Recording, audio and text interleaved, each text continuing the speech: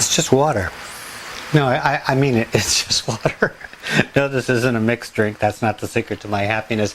This is just a regular glass of water. And it's so crazy. Well, actually, makes me happy. And something so simple as water could make me so happy. I want to explain how that can happen. But first, I want to welcome you back. Welcome back, everybody. Welcome back to the autumn version of the Voodoo Garden. You might be noticing, looking around really, I know you're looking around. A few things have changed. I did a little bit of wainscoting. That's just wood along the back of the wall. I've wanted to do that for quite a while. A couple years ago, I did that to my living room. I added the wood. I'm always trying to improve my house a little bit.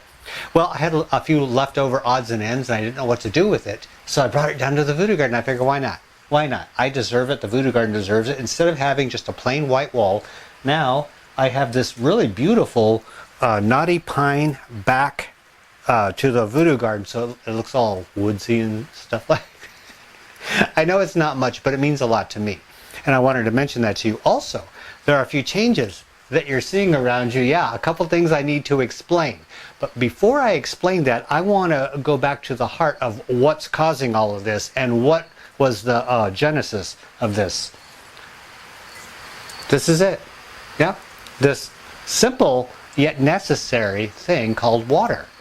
And I've had issues. Oh, I've had issues. I'm sure some of you have as well. And I'm going to explain mine and possibly a solution that I've found. And it looks like it is a solution. Maybe this will help you with yours. Maybe not. But regardless of that, I'm going to mention it to you anyway. But first, I got to stay hydrated. It is actually hot in here. Yes, it is. I got the fan going. That's why everything's kind of waving back and forth. It's September. And I promise you I'd be back in September. It's September in the Voodoo Garden. And it's still kind of muggy in here. That's because of the humidity. There's a lot of humidity in the Voodoo Garden. So I have a fan over there going on me and I feel wonderful right now. But I've had issues over the last, I don't know, 5 years that I've been here. I've gone up, I've gone down. The Voodoo Gardens look great. It looked like a war zone. And most of the reason for that turned out to be my water. See, I live in western Iowa. You would think western Iowa, out in the country, you have your own well, you have it made, you got the perfect setup, you got water, pure water, drawn from the ground, and you drink it, you water your plants. No, actually, no. I thought that would be the case. It turns out that the bedrock here, the rock way down below the soil surface, is limestone. I didn't know, I didn't ask anybody. I just assumed, well, you know, it's water, water is water. When I lived in Minnesota, I had no issue with that because it's a different setup with the bedrock. Out here, I have limestone. And what limestone does, for those of you who don't know, I'm going to give you a crash course in 101 chemistry. Limestone, of course, is sedimentary rock that was formed ages and ages ago, more than a long time ago, by little sea creatures and stuff that formed this rock as they died. And limestone usually makes those caverns, you know, when you go to like Mammoth Cavern caves. I think I went there. I don't know, is it somewhere in Arkansas? I don't know. I went to go see the caverns, and they have the limestone pillars, you know, the stalactites, stalagmites, columns and stuff. Well, what that is water that trickles down from the surface. It goes down and it dissolves the limestone, and it drips onto the floor of the cavern, and it forms these lumps that grow taller and taller. Yeah, and then eventually, the things hanging from the ceiling, those are stalactites. I believe the bottom ones are stalagmites. I'm not sure. Okay, if I'm wrong, let me know. I'm sure some people will. And then when they finally eventually touch, because one's growing down, one's growing up, they form a column. And what this is, all this basically is, what I'm telling you, is that the water is dissolving minerals in the down below the soil surface, and it's causing a change in the water, because water is by nature corrosive. It will break down anything. If it drips on it long enough, it'll break down rocks, it'll break down trees, anything. Well, what it does around here is it dissolves the minerals in the limestone. And limestone is lime. Lime is alkaline. Okay, we're getting to the pH scale. I'm getting to something here, and it's very important because it's life or death here in the Voodoo Garden. It makes my groundwater that I draw up from my well alkaline, which is high in the pH scale, okay? Acidic is low, alkaline is high. What you want to do is find a good medium somewhere in there. My solution to my alkaline water was adding a little vinegar to my water. I have a bucket, a 5-gallon bucket. It's right between your legs over there, so don't move too much. I would draw the water out of the well, I put it in the bucket, I put a little compost in there, make some compost tea, and then it turns out that my water was a little alkaline. Alkaline water will raise the pH of your soil in your plants to where your plants cannot uptake calcium and other minerals, okay, other nutrients into the plant, and your plant may suffer, and I'm going to show you an example of that. Well, my solution was, how do I lower the pH of the water?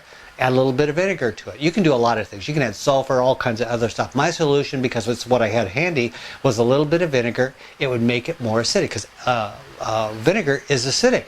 My simple mind worked that way. Well, it did work, and so it made the water acidic. But I overlooked a very important part. What was making my water alkaline was the minerals in the water, and I knew that. But I thought I could change that by adding a little acidity to the water. I changed the water itself, but I cannot change the acidity, the alkalinity of the mineral that was causing the problem. So I'd be watering my plants with nice neutral water, and it would have those minerals, the lime in it. So when the water went in there, everything's all fine, the plant's all hunky-dory. Then the water evaporates, and what does it leave behind? It leaves behind the lime. The minerals in the soil. The lime was still in the soil. The water was neutral, but the lime was alkaline. So it would alkalinize the soil. Yeah. And so my plants started suffering. Oh boy, did they suffer. I closed down the Voodoo Garden at the beginning of August. I wanted to take some time off, celebrate my birthday, recharge, but also I was having issues here in the Voodoo Garden that I wanted to correct and see if I could do it the right way this time, and then I could present it to you as a final solution to my water problem. And I did find that out. There are many different ways, and see, that's the thing. That's why I bring out this cup of water. There are many ways to ensure that you have pure water to drink, and that's something that we take for granted every single day. The water that we put into our body that keeps us alive, we're 90-something% water. So water is incredibly important to us, okay, as water creatures. It's very important to us to put the right kind of water into our bodies. And well, some of us don't. Some of us drink all kinds of weird stuff. But for me, I always make sure I drink plenty of water every single day. And I want to make sure that this water is good for me. I also want to make sure it's good for my friends down here in the Voodoo Garden. And I wasn't living up to my responsibilities to my plants. One way to make your water right is to get a water filtration system, reverse osmosis. Some of you have heard of that. Well, I did years ago get myself a really beautiful state-of-the-art reverse osmosis system. What that does in a nutshell is it runs your water through a bunch of filters, it pushes it through there, and it puts it into a tank, and it stores it up, and then you can drink that water. Well, in the process of doing that, this is how it worked for my system. Something like 90 to 95% of the water is what's called refused. That means that it gives you about 5% of that water as purified. The rest of it is not. So it's flushed out of the system and into your sewer or your septic system or your gray water system. That's a lot. So for every gallon I would get, every gallon of water I would get, 25 gallons of water goes into my septic system. It was overloading my septic system. There's nothing I can do. You might think, well, Ray, put in a gray water system, and that way you can flood it out into your yard or out into another area. Well, that's all well and good, but in wintertime, what am I going to do? It's going to freeze. I could dig a deep trench and then run it out, but then again, I'd have to have a drainage system. Trust me, I thought this over. I know what I'm talking about with this. It was not a solution. So reverse osmosis, although it may work in the city where you have unlimited drainage, out here in the country, it doesn't work so well. So reverse osmosis was out. What is another way? Buy your water in bottles. You know, those big bottles of water that you put in the water cooler? That was my solution.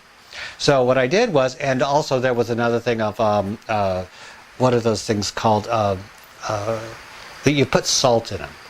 I know what it is, but right now, off the tip of my tongue, I can't figure it out. A lot of houses have that. But anyway, I'll put it right here, okay? When my brain comes back into order, I'll put it right here. So that's what I'm talking about. Anyway, that was not an option here either, because you have to haul in the bags of salt. And I don't want to haul in heavy bags of salt for the rest of my life. So that was not a solution for me. My other solution was to buy bottled water. It was relatively inexpensive. It comes in those big 5-gallon bottles. I was going through 10 every single month. And a lot of it was to water my plants down here. Also for drinking. It's pure water. The company that sells it does reverse osmosis, good filtering. No, nothing was in it. It was pure filtered, distilled type of, reverse osmosis water. It worked like a charm. Problem is, I was paying $60 a month. And $60 a month may not sound much to you, but it is a lot to me.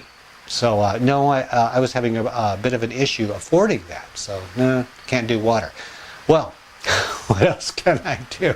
My mind was working. My mind was working. So I did come up with the solution. You know who came up with that solution? It wasn't me. It was Mike. He was, I think, at his computer, and he says, "Ray, how about the distillation?" And I thought, well, my version of a distiller in my mind was the moonshiner. You know, the big copper pot and the tube and stuff. No, I'm not running a distill operation here in the basement.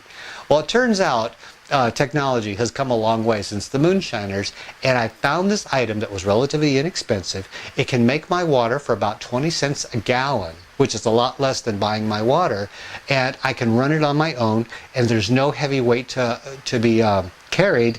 Let me show you what my solution to this was. I call this my little R2-D2. It's a small, compact, relatively quiet, efficient piece of machinery, and I'm doing this with one hand because I'm holding you in the other hand so that you can see this up close and personal. It has a lid to the left, the main body to the right, and then inside it has a little jug. Yep, well, not so little. This is actually 1 gallon. So what you do, in a nutshell, this is what I do in a nutshell. I fill this up with water from the sink. I go over to this, pour it inside the stainless steel container. There are some of these that have a plastic inside. Those are the real cheapo models. This one has stainless steel. I trust it a lot more. It has a fill line. I fill it up to that line with water. Then I take the lid. Now the lid is really cute. It's stainless steel inside as well. It has a little baffle right here, but underneath it, it has a little hole. And that's all it has here. It has a little gasket seal. And then also, there's a little hole right here. Yep. On the side. If inside, you have cooling fins, and you have a few rounds of aluminum tubing that goes inside it. On the top, you have a fan that draws air up. So it draws air in the sides all the way around are those cooling fins, all the way around.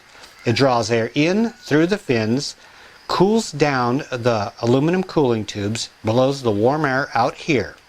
This goes on top, and it just sits like that. You have a start button, and then around the back, I'm trying to do this as smooth as I can. Work with me here. All right, you plug the lid into here. You plug this with a cord that's supplied into the wall. It turns on and it starts running. The bottom part gets warm. It actually gets hot. And it heats up the water to just steaming. You put this underneath it. And what happens is the steam goes up through that little hole inside the lid, goes through the coils, and by the time it reaches the top coil, the fan has cooled it down to where it goes back into a liquid from a gas, and it drips in here. It drips in very fast, as a matter of fact. It only takes like a couple hours for it to do a whole gallon of water. Now once this is full, this machine knows to turn itself off. Yes, it automatically turns itself off, cools down, and you definitely do not want to lift this lid while it's hot. You give it about 20 minutes to cool down. And this water that comes out here is purely distilled, 100% mineral free, chemical free, everything free. It is pure water that has nothing in it. And the pH, I've tested it with pH strips. The pH in this is between 6.5 and 7. Whereas the water that comes out of my faucet that I put in there, I tested it. It's between 8 and 9, closer to 9. And that 9 is way too high. That's alkaline water. And then once this is done, and this is the really, actually not cool, but disturbing, scary part. See how clean it is inside here? Yep. When it's done, with the water, what's left in here is just a moist bottom, but all the lime, it's liquefied. Yep, all the minerals that were in the water are going to form a dusty haze around here, and it'll have a thick coating down there that you need to wipe out with a sponge or rinse out, and then you wipe it out with a clean sponge, fill it back up with water, and start over again. That is disturbing to see how much crud was in that water. I was thinking, my gosh, every gallon of water we would drink would have all that in it. Even though it's just minerals and stuff, the fact is that's a lot of lime going into our water. Although it doesn't bother me so much, look over here at our little friend. This is the bird's nest fern, and this was the effect it was having on my plants. Yep, because I was using the bottled water for a while, and then I thought, well, maybe my well water is okay. So I switched over to well water. I think it was in July. Yeah, July. And this is what happened all the way around. It was dying, and it was going fast. Now, on the inside, this is all new leaves right here in August. And look at that. Every single leaf is looking good. Yep. And I want to show you, I'm going to back up and we're going to go to another plant because I want to show you what happens on another plant when the water is too alkaline. It's not too bright over here because I have the overhead light off because it makes it cooler in here. But look at this. Yeah, this is really kind of sad. This was my jade plant. The big, beautiful jade plant I was growing. Look at the leaves. Oop, see, they just fell off. They turned black and they fell off.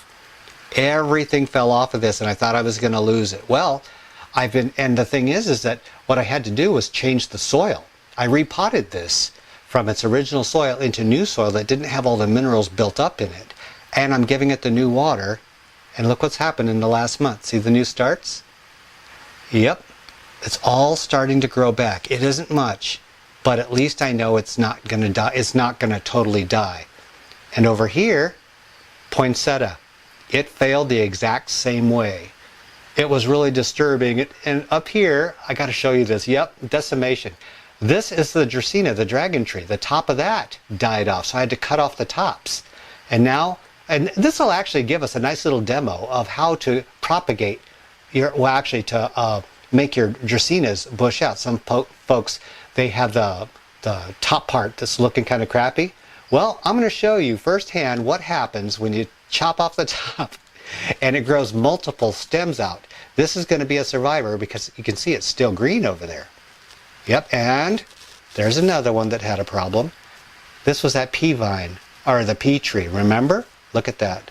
The leaves got really ugly. It's taking its time coming back. It's in the nursery over here, and I'm hoping it's going to come back. Those were the issues that we had with the water, and this was a big concern for me. So that's why I made a drastic change, and I'm going to keep you updated as it goes.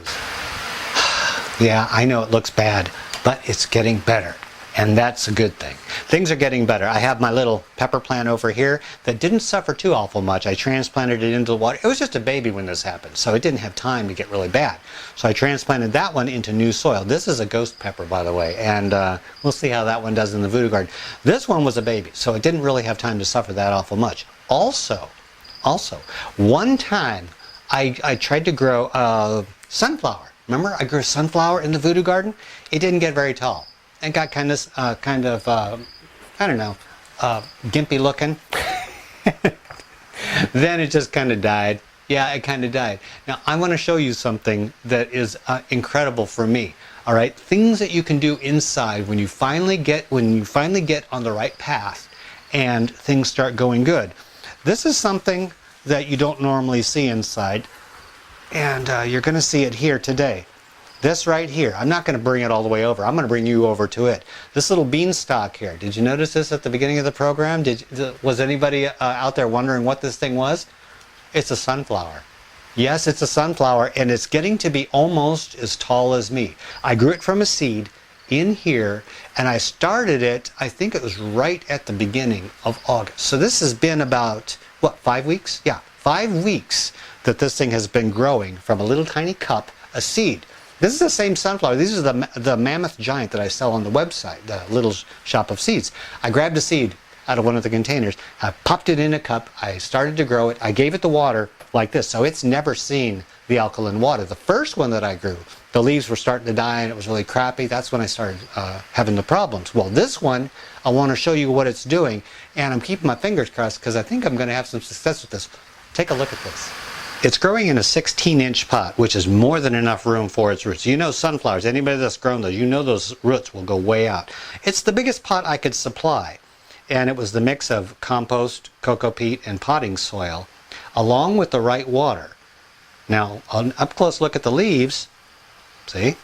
No issues with the leaves whatsoever, and this is eye level right now. So this is as tall as me, just about. Goes way the heck up here. I started it out on the table underneath the lights, and now it's a floor model. Take a look. No, this is not going to get any 13 foot, 16 foot, some crazy height. It's going to get about maybe 5.5 feet, something like that. It's already starting to flower. But for indoors, a sunflower indoors in autumn when everything else outside is starting to turn colors, I'm going to have a sunflower looking me in the face here in the Voodoo Garden. That's pretty special. And the fact that the water is right is what I credit this. It's going to be a beauty. Yes, it is. And I don't know if it's going to stay alive after the flower. You know, we've grown sunflowers and then we harvest the head and the plant dies because it gets cooler outside. Well, it's not cooler in the Voodoo Garden. So I'm wondering if once this thing produces the flower and it's done, if I chop it back, will I get new growth out of here? That's something that I want to find out. Now I'm going to swing you over here because there's another thing that needs some attention.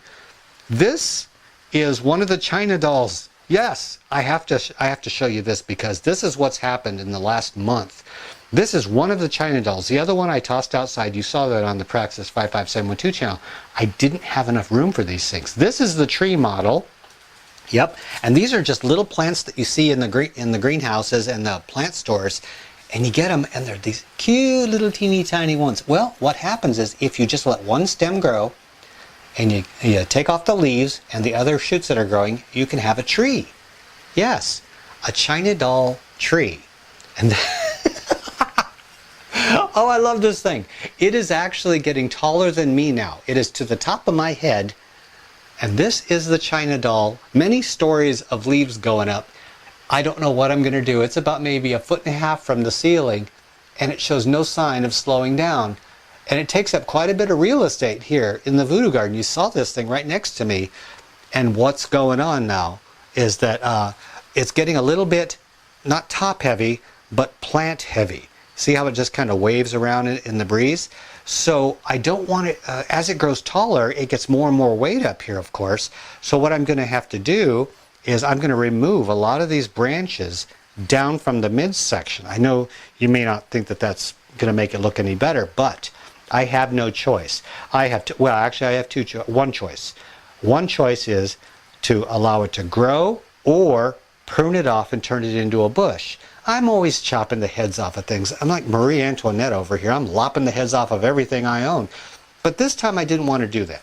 I wanted to let it grow straight up and take out all the side growth. Well, I've done that, and I saw what'll happen. Now I'm going to remove the bottom part and just let a display of leaves come up, kind of like a dragon tree.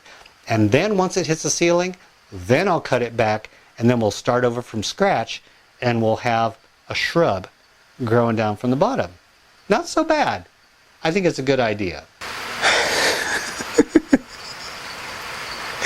There's always something weird going on in here, and today is no different. Yeah, I have monsters growing in the Voodoo Garden. I have the same old wonderful little plants growing in here, and luckily my mainstays, the purple passion, the sago palm, all of these mainstays that have been in here for quite a while, they were able to come through it relatively good. The purple passion has got a little fungal issue going on when it's leaves. So what I plan on doing is taking cuttings and starting a new plant. This is what I've done. I've done this with this plant for years. It gets big and beautiful, and then I take cuttings and I start out really small. People get a little sad because the mother plant is gone. Well, I've done this so many times. And this big, beautiful purple thing that grows really crazy started out as just a couple little cuttings. So don't worry about it. Don't worry about it. Well, we're going to make sure that this thing continues, but I want to make sure that I get cuttings off of this. That way I don't have to deal with the fungal issues. Because once you deal with fungal issues, the leaves that are affected never get better. So I'm going to have a bunch of bare stems, and I don't want a bunch of bare stems. I want a nice full plant. Yeah, it was quite a whammy that got through here and hit my plants. It was the water issues, the fungal issues, the heat issues. Ugh. But I keep a smile on my face because it's looking better. And one last thing. Remember, before we went on vacation for the Voodoo Garden, I mentioned that I wanted to start growing vegetables in here over the winter. I haven't forgot about that. But I wanted to wait until I came back to ask you a question, okay? Now, the vegetables that I'm going to grow, I don't know what varieties I want to grow. There's so many. And my easiest way to do this is to look through the website, because I want to grow something that you're going to be growing too, so that you can see how it does indoors. So what I'm doing is I'm sifting through all the varieties of plants that I offer on my website, and I want to grow some of those. And that way I can show you how some of the things might do indoors or things that may not do indoors, because some of us, there are some of you out there that are limited to growing indoors. So I want to try. I have good lights, I have good environment, I have good water, I have good soil, I have all the things I need to grow things. Now I want to see if I can actually do that. So I don't want to go out and buy seeds somewhere when I got them right here from my little shop. So I want to leave it up to you. Tell me, now, first of all, I don't know if I want to grow corn, but I guess if a lot of people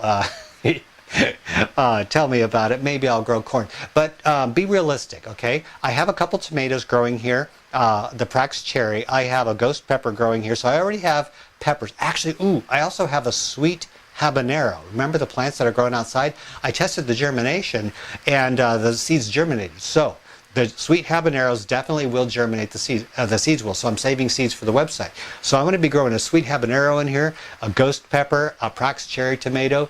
Those are the ones that I already have. So now you have the information. What else would you like to see? Kale, beets. Go through the website and just go through. I'm not trying to get you to buy seeds. I'm trying to get you to give me an idea, okay? I could just sit here and read off the list, but go through the website if you want to and look for things, and maybe a half a dozen things or so I can grow here in the Voodoo Garden. Radishes, onions, there's a whole host of cool things. And I'm adding new things this autumn. I'm adding a whole bunch, I think 50% more on there. There's one thing that I'm very excited about that I'm going to be putting on there. It's edible flower mix. Yeah, I thought that was pretty cool because we have vegetables and fruits and stuff like that, but edible flowers is something that I've never really delved into. So I found a supplier that will get me, at the price that I need, an edible flower mix of like nasturtiums and pea flowers and all different kinds of other flowers that you can plant in a garden area, and everything that grows there is edible. Plants, flowers, everything. And that's kind of neat, you know, for like your salads and cooking and stuff. A lot of people don't expect to see that. Flowers in your food, they're nutritious, delicious, and it's something different. And if it's different, then it's definitely Voodoo Garden material, as far as I'm concerned. But anyway, for right now, go through there, give me a few ideas, and then we'll take those ideas and I'll see what I can put together to start growing to kick off the autumn season in the Voodoo Garden. How's that sound? Sounds pretty good. Okay, me and little R2-D2 gotta put everything back in its place, get the lights cranked back on, and close up this room because it's nice and cool now for me, but the plants don't really much appreciate the coolness. They like it nice and steamy hot. I don't know. I don't get them. But anyway, I gotta get going. Thank you for joining me for the kickoff of the autumn season of the Voodoo Garden. I appreciate you sticking around. I really do. Until next time, this is Ray, his little R2-D2, and his friends. We're out of here.